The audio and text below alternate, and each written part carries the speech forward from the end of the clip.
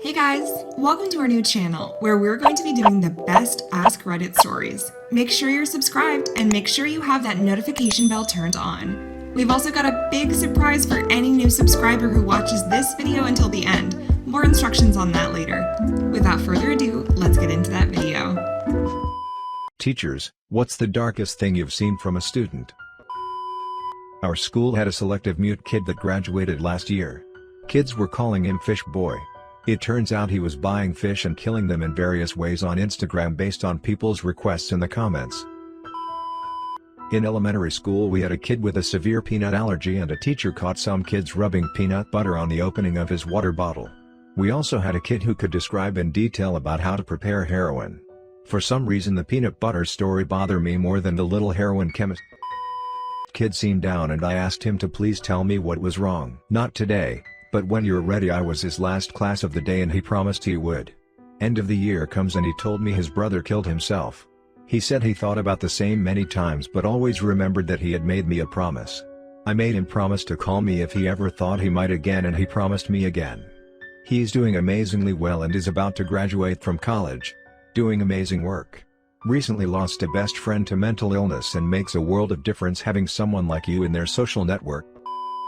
I'm a teacher. A student saw one of my former co-teachers at some point with his wife and thought she was hot, and my co-teacher took advantage of this to get the student to secretly record his sister taking showers and poop.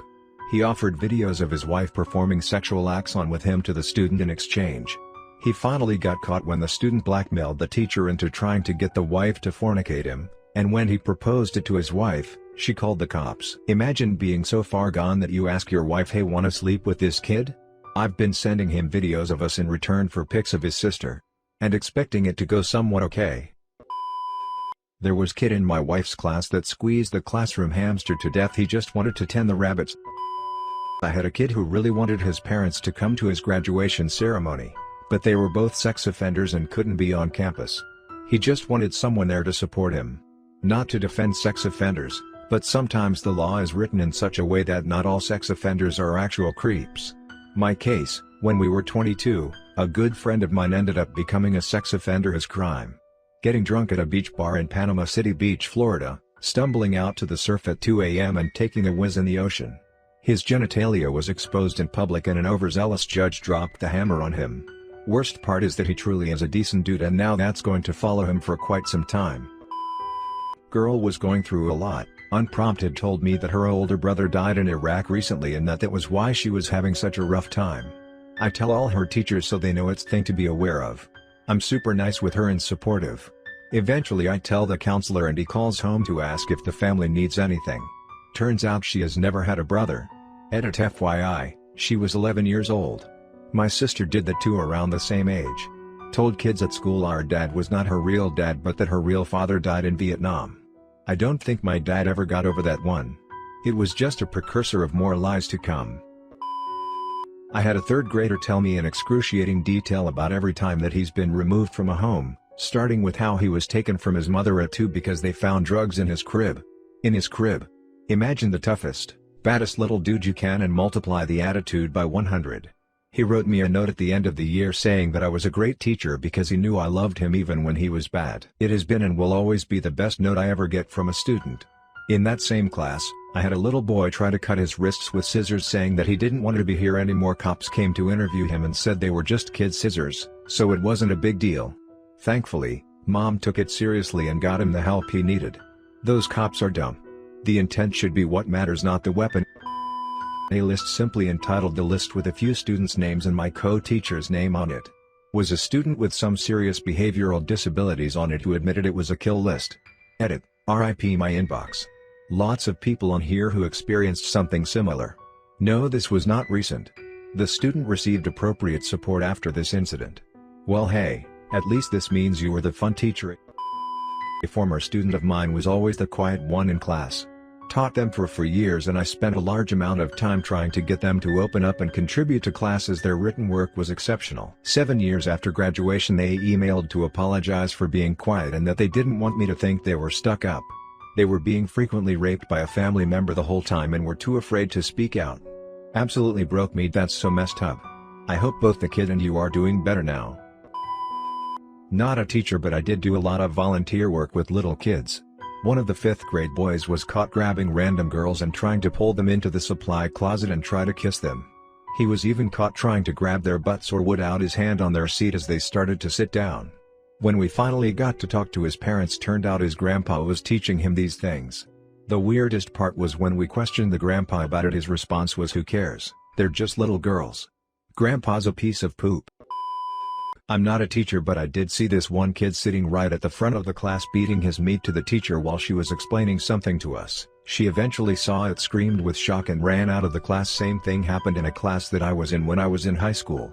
I was in study hall, what I called nap class. I was fast asleep when I was awoken by a rapping. As is someone were fapping. Fapping under a desk.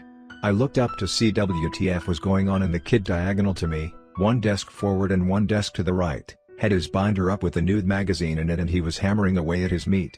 I went back to sleep only to be awakened by a chorus of "you." It was then I knew that our hero had been compromised. My first year teaching was, like everyone says, the worst year. The first day of school, I'm getting to know the kids by asking them random questions, and I asked this one boy what he wants to be when he grows up, and he replies with, "Doesn't matter, I'm going to end up in prison like my parents." Whoa, okay. From there things got progressively worse. He was hearing voices and always threatening to hurt other staff or students. He was hitting his head on walls or windows when frustrated. He came back from spring break and told me the voices told him to kill a cat he found. By the end of the year he was sexually assaulting girls at school. So through all this, did he get professional help? Sounds like he might have been better off in a specialized school. I actually had a year where kids were doing personal narratives and sharing them with the class. They knew in advance of choosing their story that they'd be sharing with the class. One kid told the story of her dad killing her mom and then himself, which she woke up to on Christmas morning.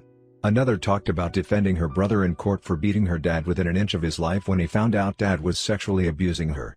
The next told about fleeing the cartels after his dad killed one of them to protect him and seeking asylum in America. Let me tell you, kids have seen some poop.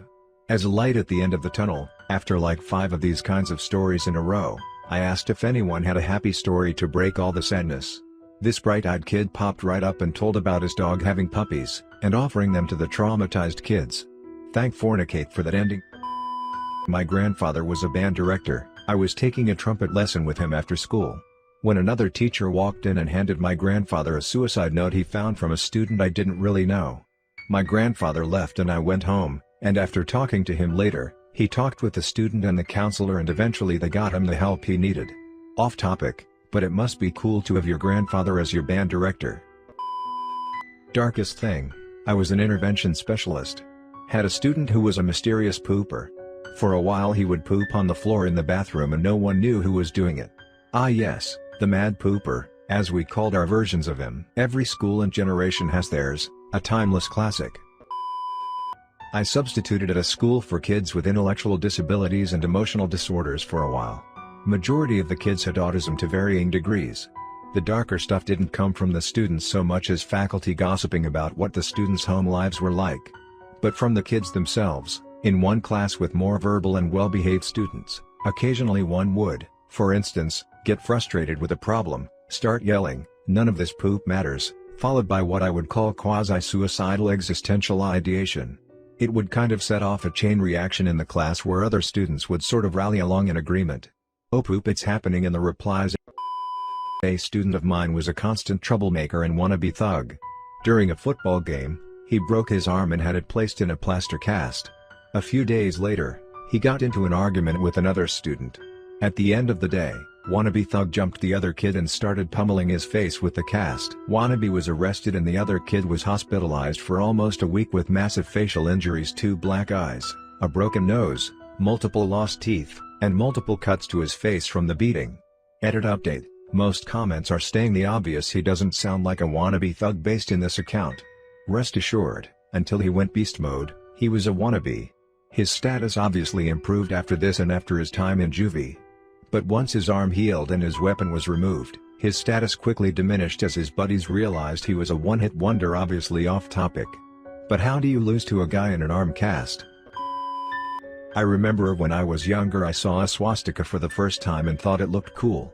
Started drawing it all over my desks when I was bored because I liked the shape. Got older and learned what the symbol meant. I can't imagine what all my teachers were thinking about that dumpy, unkempt, social awkward white guy in the back corner of the room. World War II really ruined the shape that used to symbolize good things and was nice geometrically. Edit. Jesus Christ, my phone. My mom was a school nurse and always came home with some crazy stories. One of the most blood-curdling things she has was a girl that was really into cutting to the point where she had a scar that covered the majority of the outside of her bicep. The girl one day decided that she hated her scar and wanted to get rid of it. At home, by herself, she decided she was going to get rid of them. In her bathroom, she took a knife to her arm, cutting a 4x6 piece of scar tissue that was just under an inch thick out of her arm. She then proceeded to stitch it up using a needle and thread and bandage it with gauze all by herself. She then woke up and went to school the next day so she could go to my mom's office and ask if it looked infected. It was. After scrolling through this thread barely blinking for close to an hour, this poop made me stare into the distance. The teacher next to me in one portable classroom arrived to find a used condom tied to the doorknob. They did catch the kid that placed it there. It shocked everyone. Was it the act that shocked people or the identity of the culprit? I'm not a teacher. But in junior high we had a special ed kid and everyone got along with him, and the two troublemakers we had gave him a knife and told him to hurt himself with it. They got suspended or expelled. People like that genuinely make me sick. The bad parenting hurts my soul. What kind of kid would even think to do that?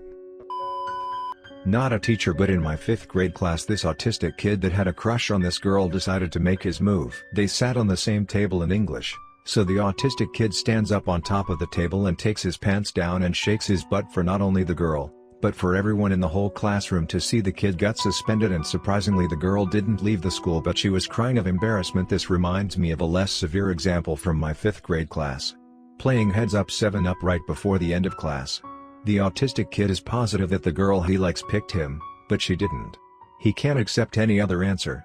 The bell rings and he blocks the door while yelling that the game isn't over and we have to finish. Poor guy. One time when I was teaching a US history class in prison, some students were asking how abortions were done before it was legal. So I mentioned a few methods and finished with, then there's the age-old method of accidentally falling down the stairs. A student at the back piped up, as serious as could be, that one still works. It saves $5,000 but costs 12 years. This is written like a really dark joke. High school teacher. Our first writing assignment of the year for seniors is a college admissions essay, where they have to write about an obstacle they overcame to make it to where they are now. One of my senior girls turned in an essay about being drugged and gang raped at a party the previous summer. Said essay also included how therapy was helping her and how the boys who raped her were being prosecuted, but that was rough to deal with. Parents were super nice and supportive but suggested she find something a little less intense to write her admissions essays about. I don't understand the last part. She literally picked the hardest thing she has had to overcome. Denying her that just seems like a male genitalia move. Oh, your sensibilities are offended by my gang rape? So sorry for you. Not a teacher, but when I was in high school my senior year a guy in my English class asked me out.